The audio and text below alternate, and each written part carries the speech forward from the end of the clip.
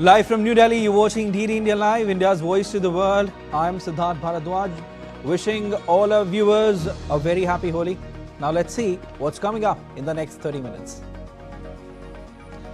Kremlin says Putin sent Trump a message on Ukraine ceasefire idea. Talks of cautious optimism. Ukraine begins forming team to develop ways to monitor possible ceasefire. Hamas to release American hostage in Gaza, says ready for second phase ceasefire talks. And India celebrates the Festival of Colors. Spring Festival symbolizes the victory of good over evil and marks the end of winter.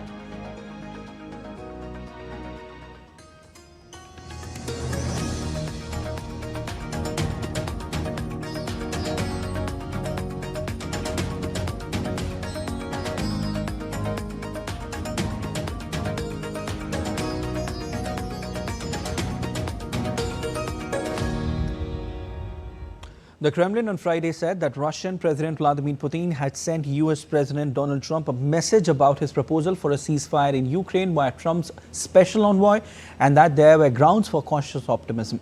Kremlin spokesperson Dmitry Peskov has said that Putin held late-night talks in Moscow with Steve Witkoff, Trump's envoy, to discuss the U.S. proposal for a 30-day ceasefire with Ukraine. Kyiv has already accepted the idea.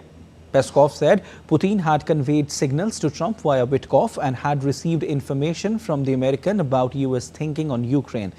Peskov said Russia and the U.S. would work out the timing of a phone call between their two presidents once Witkoff had briefed Trump.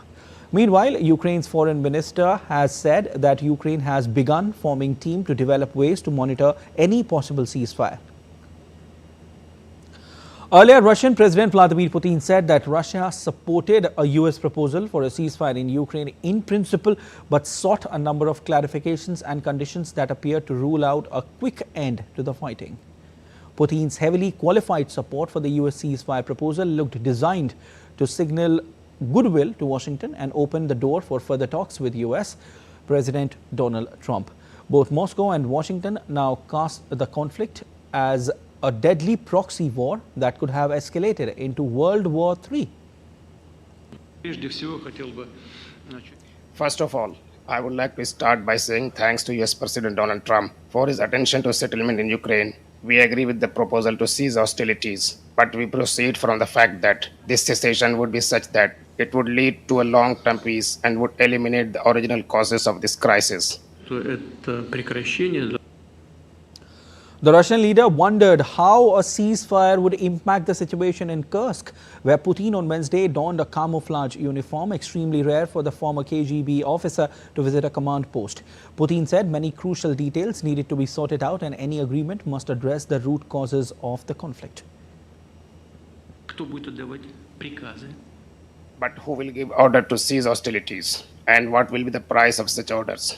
Do you imagine almost 2,000 kilometers of front line? Who will figure out who and when in the field of 2,000 kilometers had broken a ceasefire?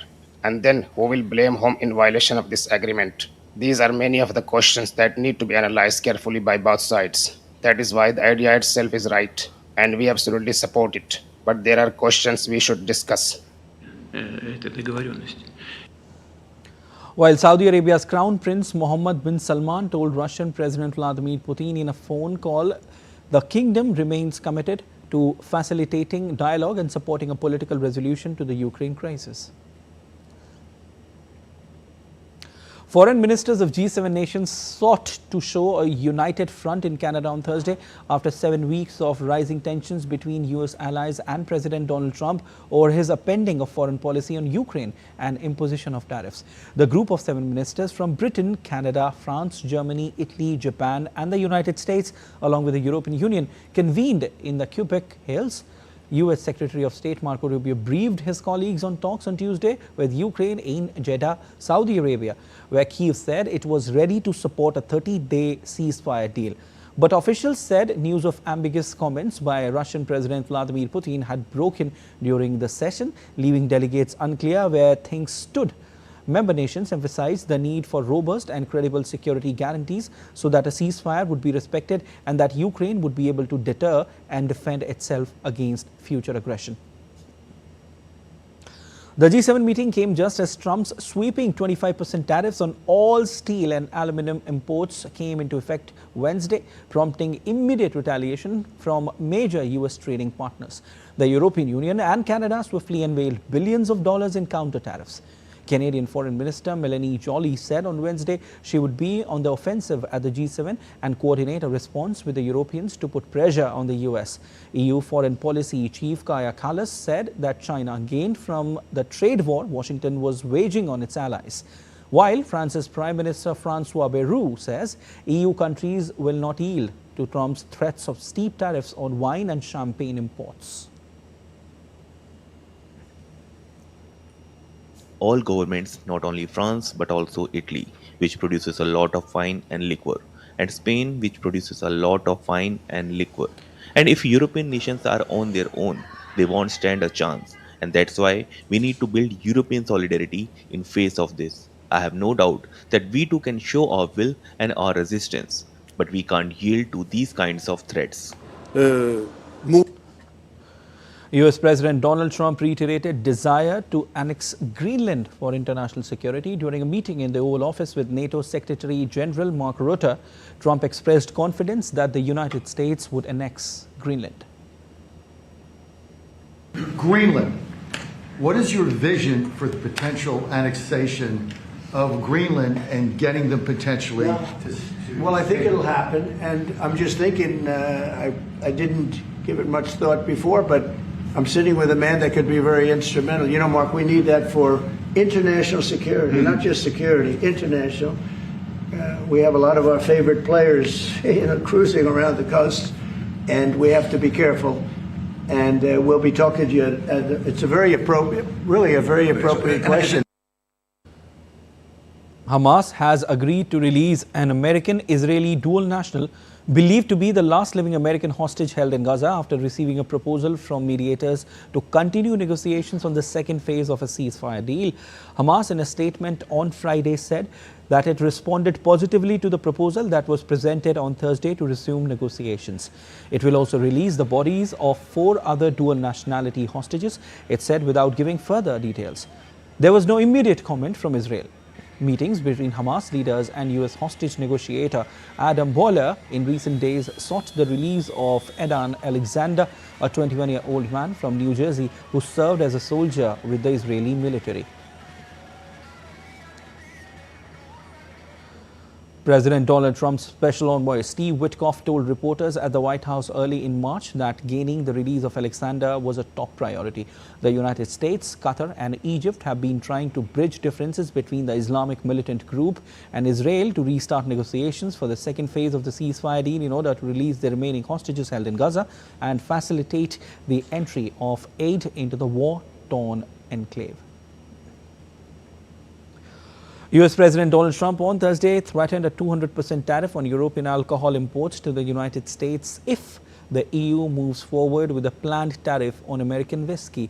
Joining us with more about that is DW correspondent Chiponda Shimbelu. Hi Chiponda, what's the reaction? Thanks for having me. Well, it looks like the EU won't be backing down anytime soon. The bloc's top diplomat, Kaja Kallas, has said that the EU will defend its interests, and the only country benefiting from this is China. Now, for Brussels, Trump's latest threat is an attempt to double down on a tariff war that he started. The EU wants to negotiate with Washington, and that is why the bloc's planned retaliatory tariffs are scheduled to go into effect on April 1st. But it appears that Washington is doubling down with Trump's latest threat, and the market reaction has been swift, of course, on both sides of the Atlantic. The S&P 500 has now tumbled into correction territory, and European stocks struggled yesterday and closed flat. The president of the European Central Bank, Christine Lagarde, has warned that the uncertainties around trade policy and geopolitical situations are too high and making it challenging to maintain economic stability. All right, so what are the other risks, Chiponda? Well, unpredictability is perhaps one of the biggest economic risks, and that is, of course, something that the ECB President Christine Lagarde has warned about, like I mentioned earlier. But another risk that brands are facing is a change in consumer behavior. Now, in Europe, there are boycott campaigns against American products from consumers and companies. So for American brands, that is, of course, a risk. And if and when any alcohol tariffs hit EU goods in the United States, it will also leave American consumers there considering other potentially cheaper options. So that may very well also lead them to turning to alternatives that they could also prefer in the future. So that is, of course, a risk for consumer brands. All right, thank you so much, Uponda. We leave it there. India hits back at Pakistan after Islamabad tries to pin blame on India over Baloch attack on Jaffa train. In response to media queries on the remarks made by the Pakistan side, the official spokesperson Randhir Jaiswal said, and I quote, "We strongly reject the baseless allegations made by Pakistan. The whole world knows where the epicenter of global terrorism lies. Pakistan should look inwards instead of pointing fingers and shifting the blame for its own internal problems and failures onto others." All right, let's take a look at other stories making news around the world. Mexico has reported 22 cases of measles on Thursday following a deadly outbreak in the United States that has claimed 2 lives and infected over 200 people. Out of 416 suspected cases reported this year, more than half involved children under the age of 9.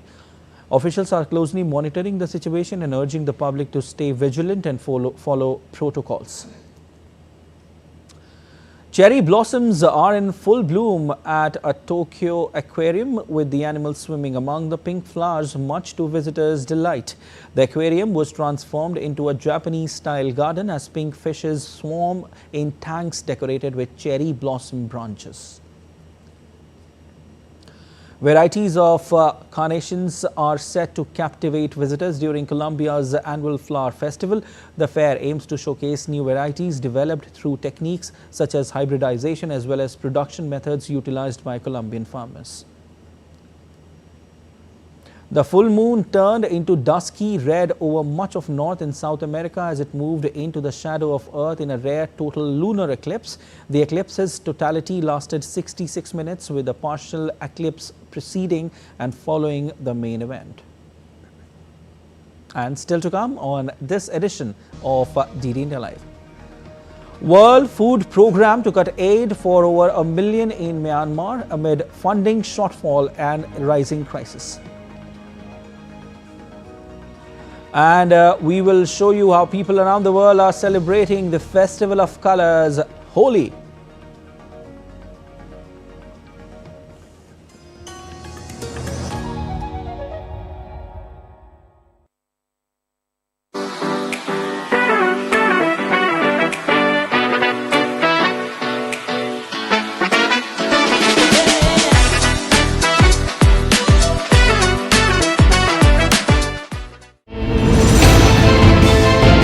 Geopolitics and trade deals, economic challenges amid development, hard work and the path to prosperity. It's the economy always. Between walkers, money is what money does and says. Supply creates its own demand. Between the bulls pulls and bears tears.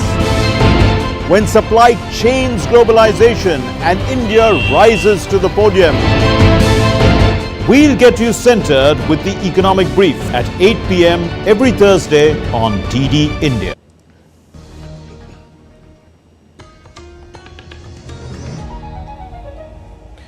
You're watching DD India Live. I'm Siddharth Bharadwaj.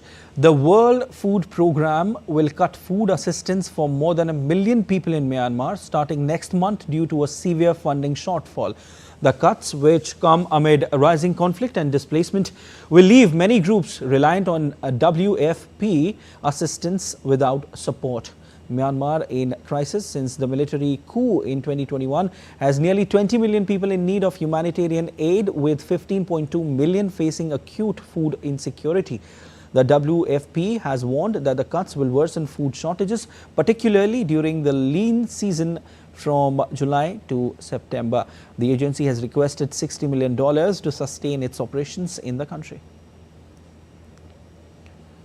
So unfortunately, the World Food Programme is forced to make very dramatic reductions in the number of people that we are reaching because we simply do not have the levels of funding required. We had aspirations to be reaching up to 1.1 million people, but because of a shortfall in funding, we are particularly squeezed, and this translates to reaching less people. Kicked off in Tashkent, Uzbekistan on Friday. The 4-day event dedicated to women is organized with support from India's Ministry of Information and Broadcasting in collaboration with the cinematography agency of Uzbekistan known as Uzbekino. Attendees included Ambassador of India to Uzbekistan Smita Pant and director Shukratullah Rizaev. Bollywood stars Abhishek Bachchan and Sayami Kher along with directors R. Balki and Gauri Shinde were also present at the inauguration. One of India's most fun and lively festivals, Holi, the Festival of Colors, is being celebrated today. The celebrations start with Holika Dahan on the night before, where bonfires are lit to symbolize the destruction of negativity and the victory of good. This ritual is tied to an ancient story where Prahlad was saved from harm and evil was defeated. On the following day, the streets are filled with excitement as people throw colorful gulals at each other, dance, sing and have a great time. Everyone, young and old, joins in the fun, covering each other in beautiful bright colors, indulging in the celebration of life, unity and happiness that brings people closer. Amidst the challenges in Bangladesh, the Assistant High Commission of India in Rajshahi hosted a secure and joyous Holi celebration, fostering unity and cultural harmony. The event featured a mesmerizing Krishna Radha dance performance and enthralling folklore singing, which added to the vibrant atmosphere. The local community participated enthusiastically, exchanging colors and joy in a secure environment.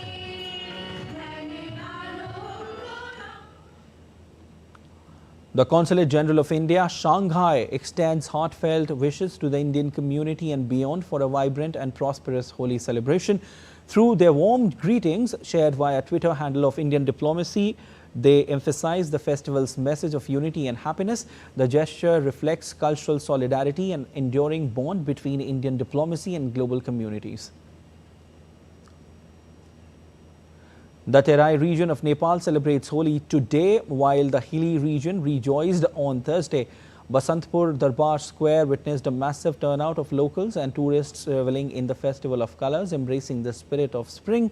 Thousands gathered at ISKCON Budhanel Kant in Kathmandu Valley for a floral-themed Holi celebration.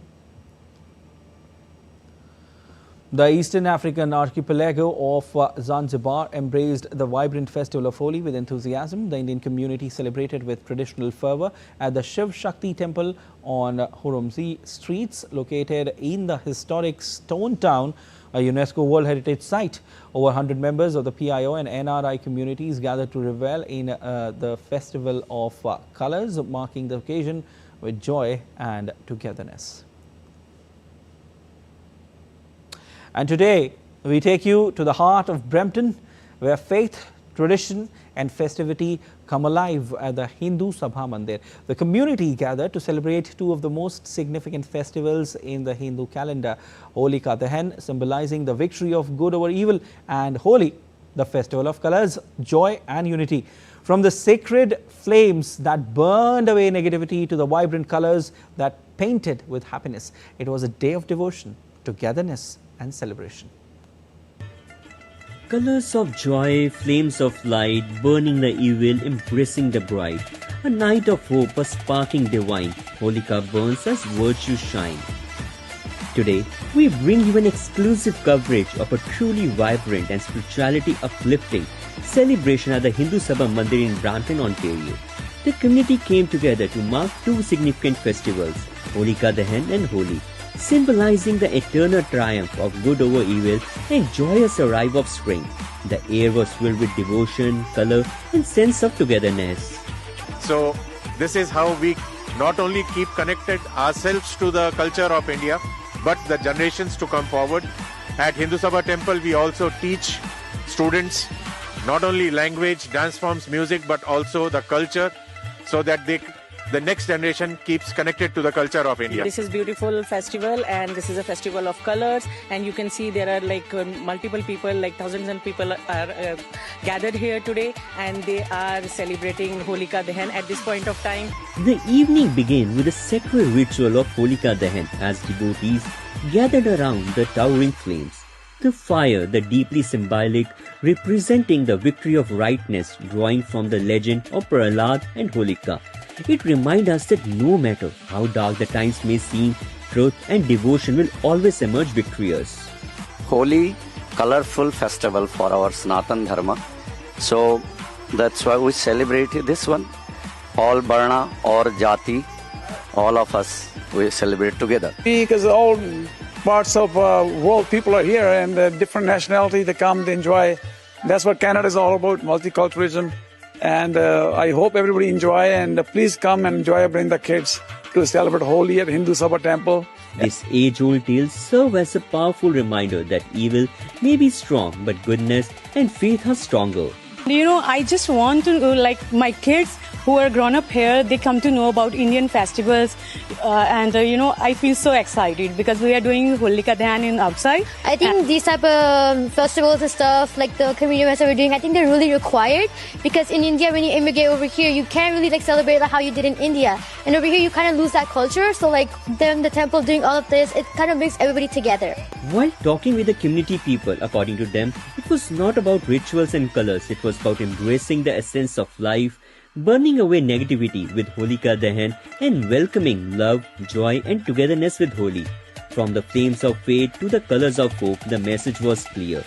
Goodness prevails and the love connects us all. From Brampton, this is Tarun Paul Singh. Happy Holi! City of Light, Paris also turned colorful as the Indian community and locals came together to celebrate Holi with music, dance and traditions.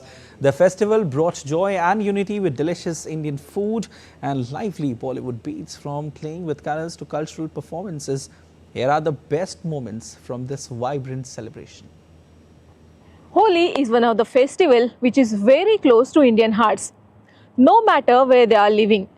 We can see Holi celebrations in every corner of the world, and Indians living in Paris are not exception to this. They celebrate biggest Holi in Europe right here in Paris. Let's have a look how they celebrate.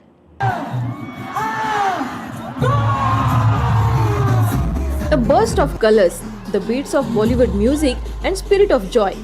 This is not India but the heart of Paris. Every year, thousands of people gather here to celebrate Holi. The festival of colors bringing a piece of Indian tradition to the streets of France with a great enthusiasm. This ancient Hindu festival symbolizing the arrival of spring and the victory of good over evil has become much anticipated event in the French capital, attracting not only Indians but also locals and tourists eager to experience the rich cultural traditions of India.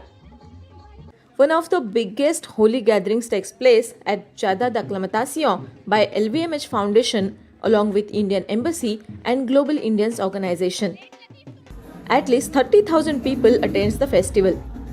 The celebration includes Bollywood dance and different Indian cultural performances. No Indian festival is complete without food. Food trucks and stalls offer traditional dishes, allowing visitors to taste authentic flavors from different Indian regions. What started as a small community gathering has now turned into a large-scale cultural event, which reflecting strong Indian presence in France. For the Indian diaspora, Holi is not just about the colors, but its way to stay connected with their roots, while sharing in spirit of joy and inclusivity with the world. The highlight of the festival is a grand parade, which is typically commences through the park. This procession features a splendid display of Indian culture, including a rath carrying a royal couple of legends, Raja and Rani.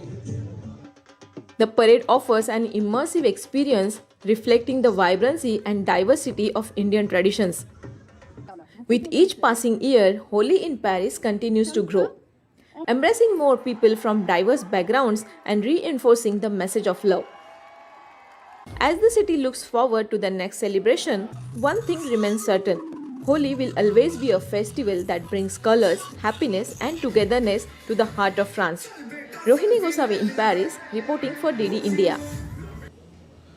Indian special athletes are creating history at the Special Olympics World Winter Games in Italy, bringing pride to the nation with their remarkable performances.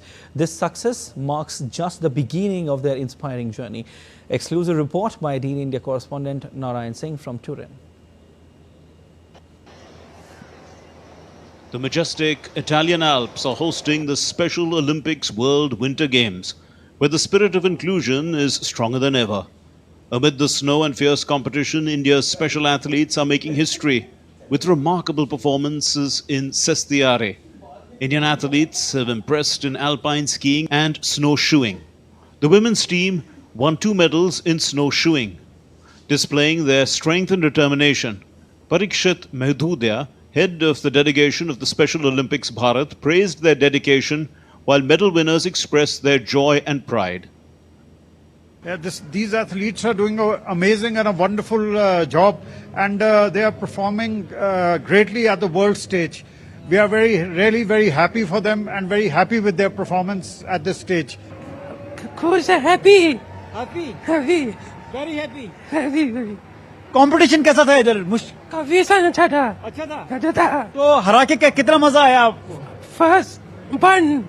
अच्छा, first. Bardonecha witnessed a thrilling mix of dance, sport and snowboarding. Meanwhile, in Prajaletto, cross-country skiing tested endurance and focus, and Indian athletes met the challenge head-on. Meanwhile, Gilmore Borg, Global Messenger for Special Olympics, highlighted the impact of sports in bringing people together. Today I just learned that Indian athletes don't have that much snow. Despite not having so much snow, they are here winning medals.